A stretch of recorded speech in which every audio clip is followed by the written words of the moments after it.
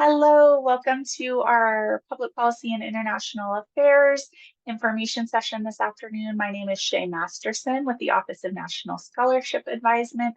Thank you so much for joining us today. So I will go ahead and get started. First off, just an agenda for the little bit of time we're going to spend together this afternoon. We'll first do a few quick introductions. Then I'm going to share a little bit about the Office of National Scholarship Advisement, or ONSA, in general. We'll then jump into the PPIA Junior Summer Institute, which is the main focus of today's session. I will also share with you about another program, the Rangel Summer Enrichment Program, or Rangel SEP, which is a similar opportunity. I'll share a few other awards that are focused in the public service, public policy, and or international affairs sectors. And then we'll wrap up with some next steps if you're interested in PPIA Junior Summer Institute specifically, or any of the other awards that we'll be mentioning today. So again, my name is Shay Masterson with the Office of National Scholarship Advisement. ONSA is here to support ASU students, undergraduate students, graduate students, and alumni in their pursuit of national and international awards. These things provide students and alumni with opportunities like studying abroad, gaining leadership and professional development, especially in the field that they're interested in, national and international research experiences, also a lot of post-grad opportunities, whether that be to gain experience or for graduate studies. So in a nutshell, those are the kinds of awards that our office focuses on. There's 100 or so awards that we provide advisement on. These are not ASU specific awards, they are national or international. So the funding is coming from outside of ASU, and the applicant pool is from all over the country and sometimes all over the world. Our role here at ASU is just to support students and alumni in their pursuit of these awards. So that includes providing information sessions like today, doing one-on-one and group advising for students interested in any of the awards, as well as giving guidance and feedback on application materials and interviews if it comes to that for any particular award. Some awards don't require interviews, some do. The ones we'll be talking about today, by and large, do not. If the awards you're applying for do require a nomination or endorsement, our office also manages that process. Again, PPIA Junior Summer Institute and Rangel SEP do not require nomination or endorsement, but if you were applying for something like the Truman Scholarship or the Fulbright Scholarship that does, our office manages that process. We do not decide who gets nominated or endorsed by the university, we just manage that process. So those are the kind of variety of supports that we provide to the ASU community in the realm of national scholarships, if you're unfamiliar with us. So the awards that we'll be talking about today start with the Public Policy and International Affairs program. Before I talk about their Junior Summer Institute, I do want to just give a brief overview of the organization itself. So it's the Public Policy and International Affairs, or PPIA program, which is a nonprofit organization that is compiled of a few different things. First off, there's the Graduate School Consortium. So this is made up of over 50 graduate programs in policy, public administration, and international affairs from across the country. These are some of the top level programs in the US for these fields, including Thunderbird School of Global Management here at ASU.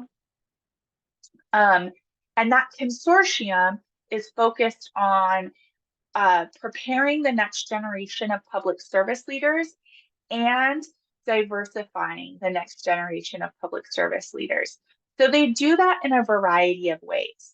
One thing they offer is public service weekends, which are conferences, weekend-long conferences that happen throughout the school year as well as the summer at a variety of institutions across the country and sometimes virtually.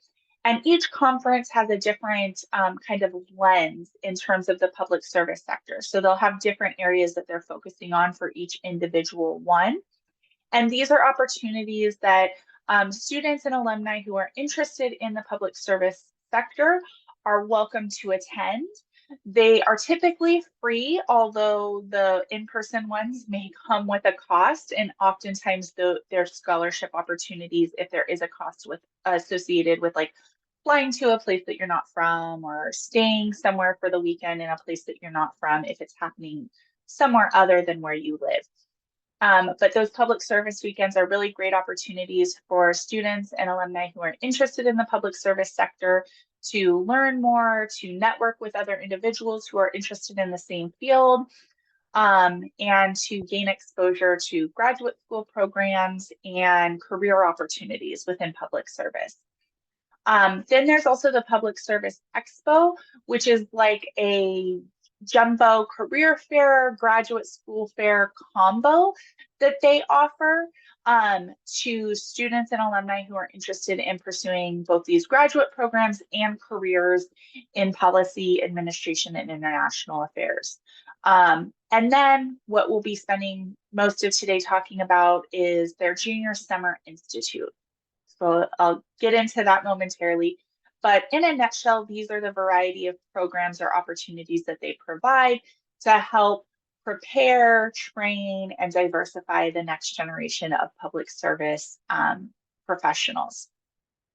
If you are interested in learning more about anything that they offer, I strongly encourage you to go to their website, ppiaprogram.org, to subscribe for their updates, because this is where they'll send out when they have a new public service weekend scheduled and are accepting applications, when they have the Public Service Expo scheduled, when the Junior Summer Institute application opens and is coming due, as well as a variety of other opportunities from individual graduate schools and the consortium that take place throughout the year.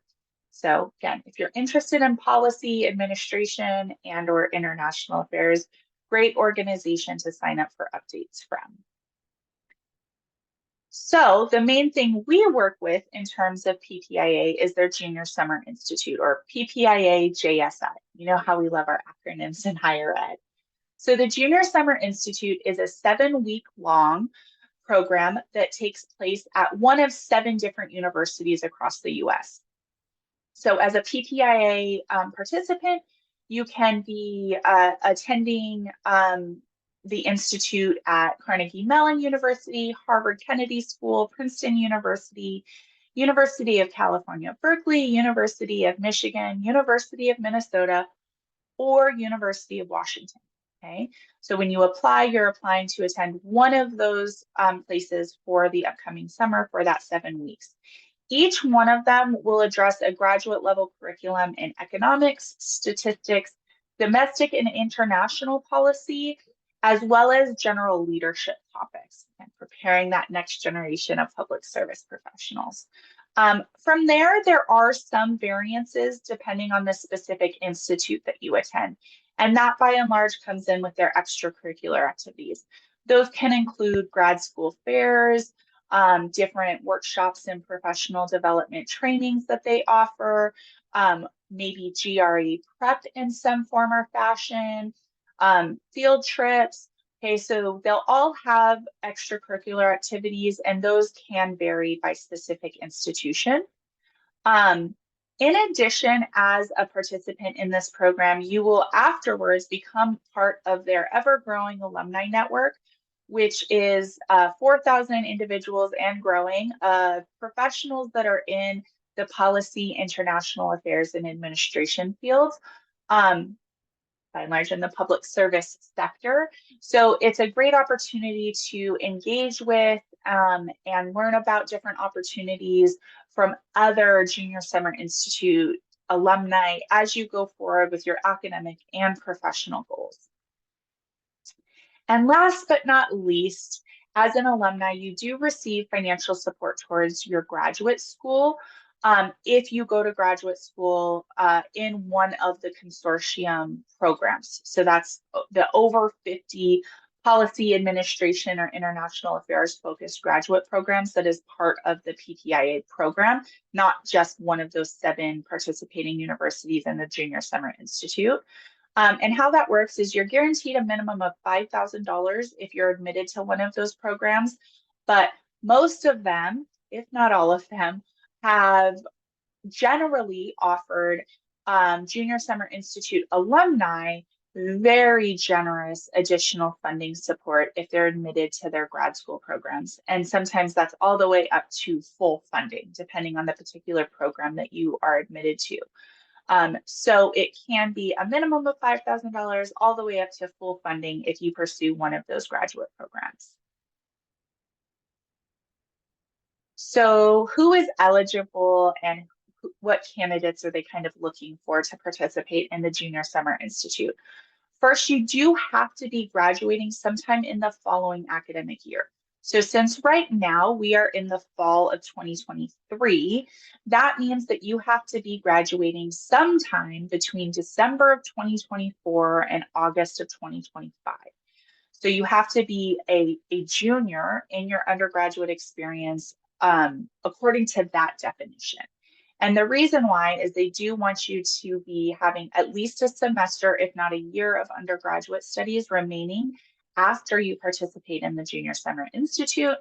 And they don't want you to have more than that remaining because they want you to kind of get moving towards your goals of becoming a public service professional, including pursuing graduate studies soon afterwards. It doesn't have to be immediately afterwards, but definitely soon afterwards.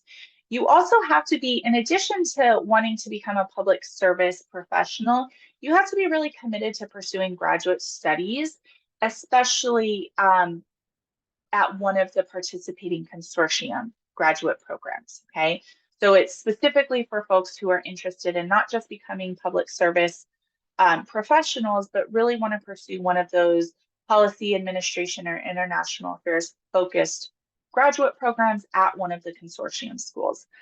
They want to see that you have current and previous involvement in some form or fashion of working to improve circumstances for historically underserved and underrepresented communities.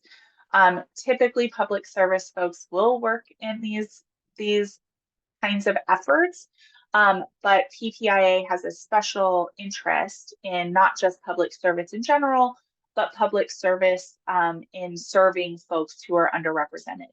So they want to see that you have some kind of experience and commitment to doing that as well, and that you will plan to do that in the future. Financial need is a consideration in the selection process. It is not required that you have a demonstrated financial need to be eligible, but if you do have a financial need, that will be considered in the overall selection. And there are some financial information documents that you'll provide in your application materials. So if you do have a financial need, that's something that they'll consider. It's not a guarantee that you'll be selected if you have a financial need. It's also not a guarantee that you won't be selected if you don't have a financial need. Okay? So in order to apply, there's going to be a variety of things that you'll submit with your application. First, you're going to rank the institutes. So there are 7 different institutes that you can attend over the summer. You are suggested to rank all 7 of them. However, if there's one or more that you really just do not have a desire to go to for whatever reason, you don't have to rank all 7, but the more institutes that you rank, the higher your chances are of being selected. And they want you to rank them in order of preference. Again, by and large, they all offer the same general benefits, although there are some variations. And on the PPI website, there's links to each specific institute's program page so you can gain more information about that individual institute in determining your ranking of each of them. You'll also submit your financial aid award letter from ASU for this current academic year and your student aid report from the FAFSA. If you did not submit a FAFSA, they'll ask for parental tax documents. If you are independent, then it'll be your tax documents. You'll also need to submit all unofficial transcripts from all colleges and universities that you have attended. So not just ASU unofficial transcripts, but if you've attended previous colleges and universities, they'll want to see those as well. If you're selected, they will then require you to submit official transcripts at that point. But for now, unofficial is sufficient for your application. You'll also submit a resume. They expect that resume to average 1 page, but definitely not exceed 2 pages. And they really want to see all of your extracurricular activities, employment, awards, honors, recognitions since you have started your college experience. They're not as much interested in stuff that's from high school or from before your college experience. You will submit have 2 letters of recommendation submitted on your behalf as well. One should be more academic focused and one should be more public service and leadership focused. There's 3 required essays for every application, which will include kind of about yourself, your interest in the public service sector, your interest in graduate studies within policy, administration, or international affairs, as well as your specific interest in the Junior Summer Institute. And they're going to ask you to talk about your previous commitment to and future plans revolving around serving underserved and underrepresented communities. Additionally, every applicant has the option to submit an extenuating circumstances essay. This is not a chance to thank the committee. This is not a chance to further your kind of personal statement expressing your interest in public service, public policy, public administration, international affairs. It's really if there's anything in your application that may kind of leave a question mark or not be clear to the reader, like if you're submitting your financial documents, but your financial situation is different than what those financial documents would represent. If you're submitting your transcripts, but there's been like a gap in education, or there was kind of a blip in your transcripts where there was a less than stellar academic performance that you want to kind of give an explanation to, those kinds of things are really what they're looking for in the extenuating circumstances essay. And then finally, there's 2 optional essays if you are interested in 2 specific special tracks that are offered at 2 of the institutes. So University of California, Berkeley has a special law track. So if you are interested in pursuing both policy and law, you can apply for that track, and you would do so by submitting that optional essay. And then there's also a data analytics track that you can apply for as well. You don't have to be applying for any of those special tracks, but you can be and still be eligible for any of the institutes. Just know those special tracks do happen at those 2 specific universities, and you do have to submit those additional essays if you are interested in those specific opportunities. So in a nutshell, that's the total application. So at this time, if you are eligible to apply this year for the PPIA Junior Summer Institute, you want to start your application immediately because it is open and it will be due on November 1st. If this is something that you may be applying for in the future, just know that typically the application opens in mid-September and is typically due on or around November 1st. So if you're planning ahead for a future year, keep that in mind if you're going to be applying for this when the time comes. So I'm going to stop there for a moment. I haven't seen any questions pop up. I'm about to move on to the other program that we'll be discussing today. So before I do that, are there any questions about PPIA Junior Summer Institute specifically?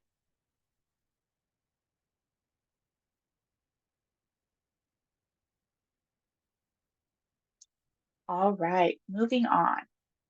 So there's also the Rangel International Affairs Program. As part of the Rangel International Affairs Program, which is funded by the U.S. Department of State, there are 2 parts of that overall program. There's the Summer Enrichment Program, which is what we're going to be talking about today. There's also the Foreign Service Graduate Fellowship. That's if you want to go into the Foreign Service and pursue graduate studies in order to go into the Foreign Service with the U.S. Department of State specifically. We have a whole separate information session on those Foreign Service Fellowships, but that is part of the overall Rangel International Affairs Program as well. So I just wanted to make mention of it now. So the Summer Enrichment Program or Rangel SEP, is similar to PPIA, except for it really is only focused on international affairs, not as much the general public policy or public administration. And it only takes place at Howard University. So it's also a summer program, also fully funded for you to participate in this summer program. But it's 6 weeks at Howard University in DC. The curriculum is covering foreign policy, also economics like PPIA, and also there's a writing focus with Rangel SEP. The extracurricular activities part of this program include field trips to a variety of institutions, organizations, agencies, and companies in the DC area that are doing work in international affairs, both in the public and private sector. So really they're focused on folks who are interested in international affairs in the future, and you'll gain coursework that will help benefit you in pursuing international affairs, but then you'll also visit different places and meet different professionals who are working in the international affairs realm. To be eligible for this program, since it is a Department of State funded program, you do have to be a US citizen and provide proof of citizenship with your application. This is open to anybody who is at least a sophomore, so having 30 or more credits as an undergraduate student, all the way up until your final year of undergrad. So you can apply anytime once you're a sophomore to this program. And they do have a minimum GPA requirement, which is a 3.2. So if your GPA is below a 3.2, you would not be eligible for Rangel SEP. If it's above that, great. And just like PPIA, it's really open to all academic majors. You don't have to be in a global or international affairs program. They just want you to have an interest in potentially pursuing graduate school, fellowships, and ultimately a career that's in international affairs. And this is a way to gain experience and exposure to that. So for this one, you won't submit a resume, but you will have kind of a resume portion of the application. You'll include the information that typically goes on your resume. So things like work and volunteer experiences, internships, any international experiences you may have, like studying abroad, any honors that you've received or awards that you've received. Again, they're looking at since you started college as well. There's one personal statement where you'll express your interest in international affairs and your interest in this program specifically. You'll also submit a financial statement describing your financial circumstances while you're in undergraduate school. Financial need is considered for this program as well. It is not required, but it is considered, similar to PPIA. So that financial statement will kind of address your financial situation currently. You will also submit transcripts from all colleges and universities attended for this one. Unofficial is fine for the application stage. Since citizenship is required, you do have to provide proof of citizenship for Rangel SEP, and there's a variety of ways that you can do that. And then they are also looking for 2 letters of recommendation for this program as well. Ideally, one that's more academic focused and one that's more focused on your leadership and interest in international affairs. So this application is not yet open. It typically opens in October and then is typically due in mid-February. I won't have an exact deadline until the application opens for this year. But if you're interested in applying in this year or in a future year, just keep that in mind that you're looking at it being opening in mid-fall semester and closing in early spring semester. Okay. Any questions about the Rangel SEP program?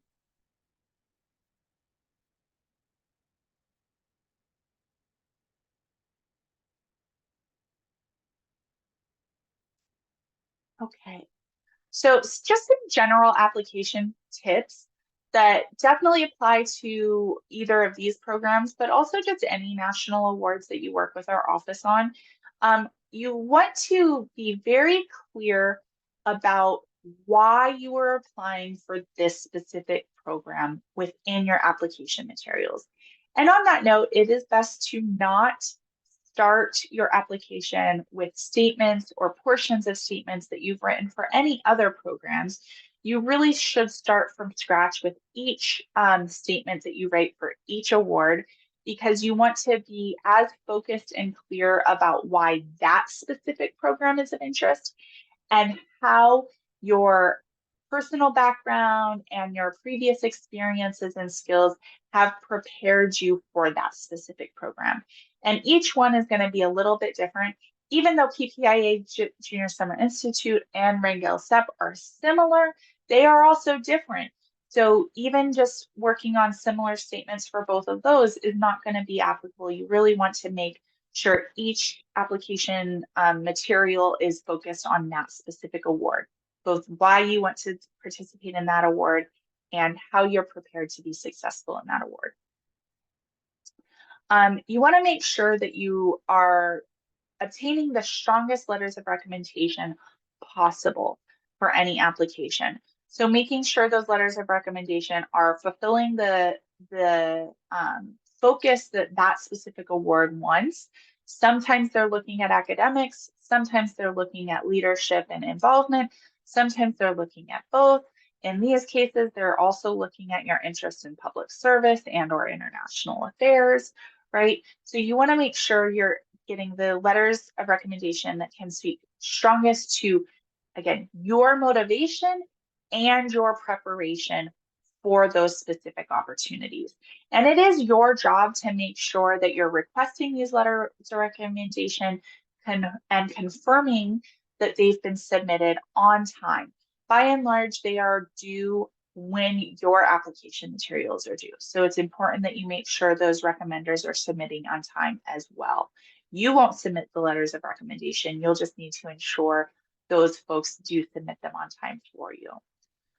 Make sure you're including any and all relevant coursework, extracurricular activities, community involvement, whether that's at your at ASU or out in your external communities, any volunteer experiences. In these cases, again, any international experiences.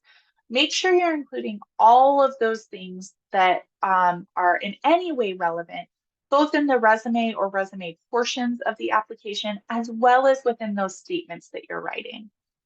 Our support is here to provide you with guidance and feedback on those statements. So please utilize our office for that support, both on the resume portions of the application and on the statement portions of the application.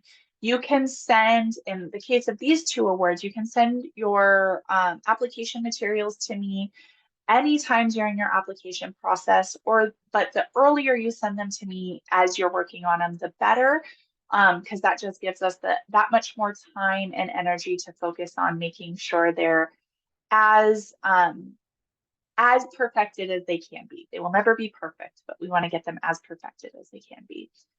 Make sure you're also proofreading your own work, all portions of the application before you submit. That includes anything that you're having to upload. I've seen many times where students are like, there's a spot where they're supposed to upload their transcripts and like their financial aid documents. And sometimes they'll accidentally upload the same document in both places, and then they're not uploading the other document that they needed, or they're swapping the order of the documents or anything like that. So make sure that you're proofreading every aspect that you've completed for your application before you hit the final submit button. And last but not least, try not to wait until the actual deadline to submit. You never know what's going to happen. Life can happen, right? You can have an emergency that day. Technology can fail, either your technology or even like the program's technology can fail.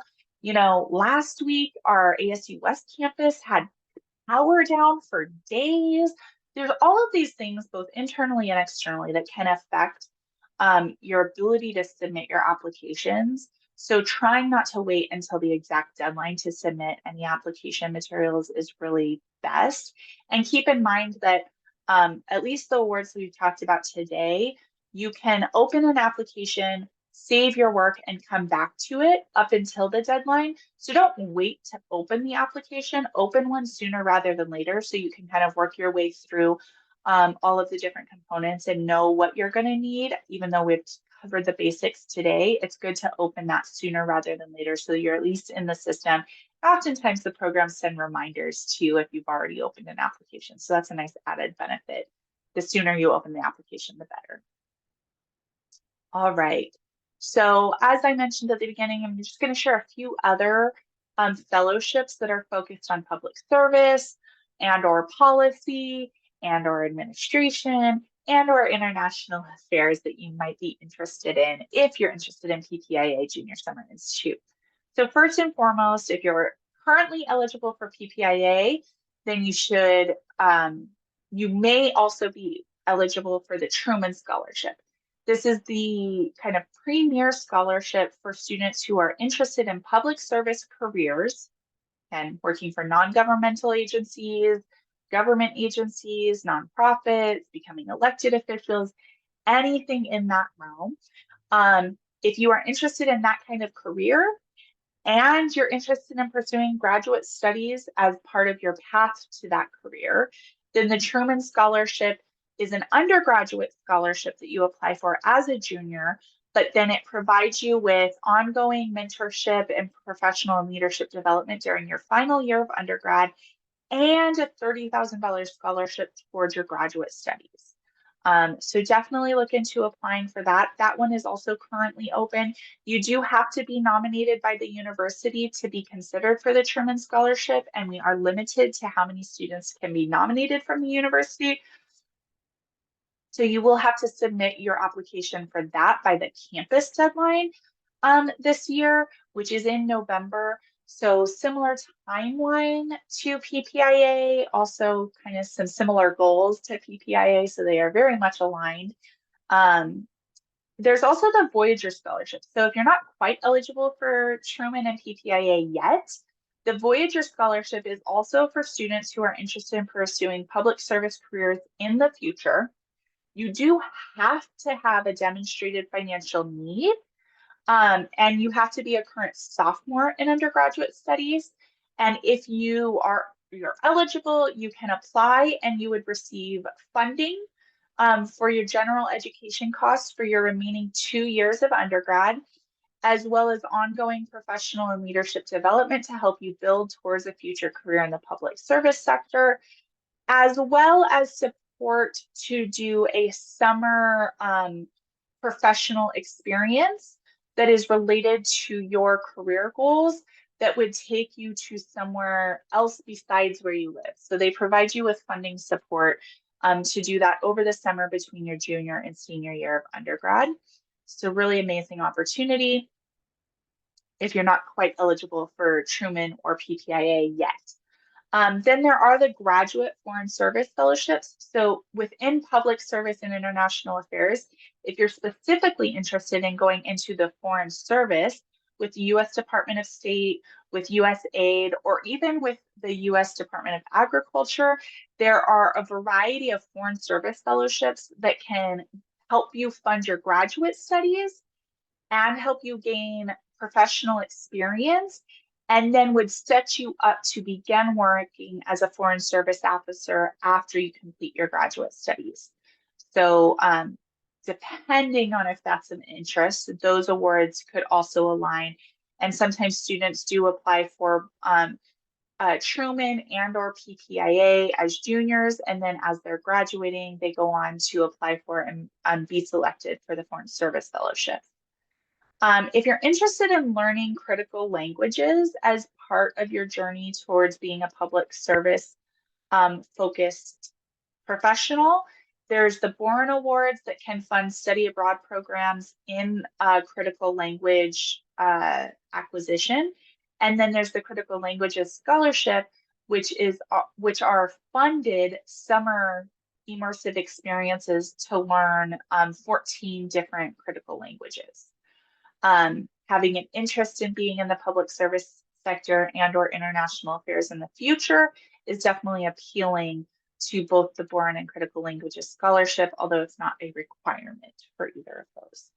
If you are interested in environmental policy specifically, the Udall Scholarship is an undergraduate education scholarship that can help fund your costs as well as provide exposure and interesting opportunities to you.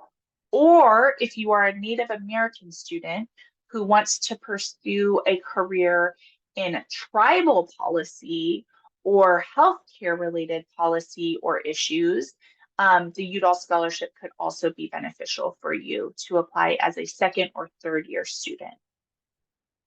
As you're graduating with your bachelor's degree, the James C. Gator Fellowship is an opportunity to gain a year-long paid fellowship experience that would give you research, writing, and professional experience around policy, possibly international or foreign policy issues, but definitely domestic as well. So that could be an interesting opportunity for after you complete your bachelor's degree and maybe before you pursue your graduate studies.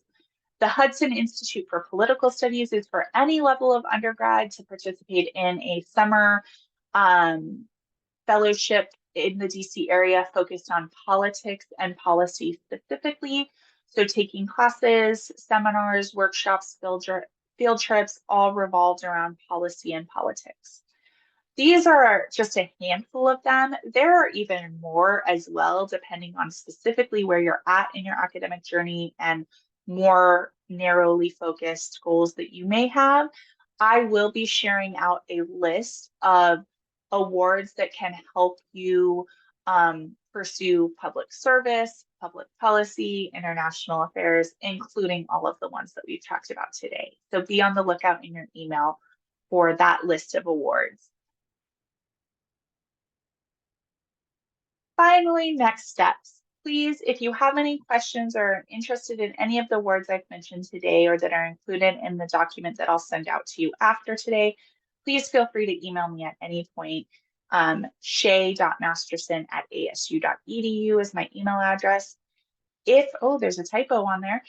If and when the application is open for anything that you're wanting to apply for, that is currently if you're applying to PPIA Junior Summer Institute, start your application immediately on the program's application portal. You can schedule a time to meet with myself or somebody else in my office, depending on which awards you want to apply for, from our main website, onsa.asu.edu, onsa.asu.edu. I will let you know if you're working specifically on PPIA Junior Summer Institute and or the Rangel Summer Enrichment Program application.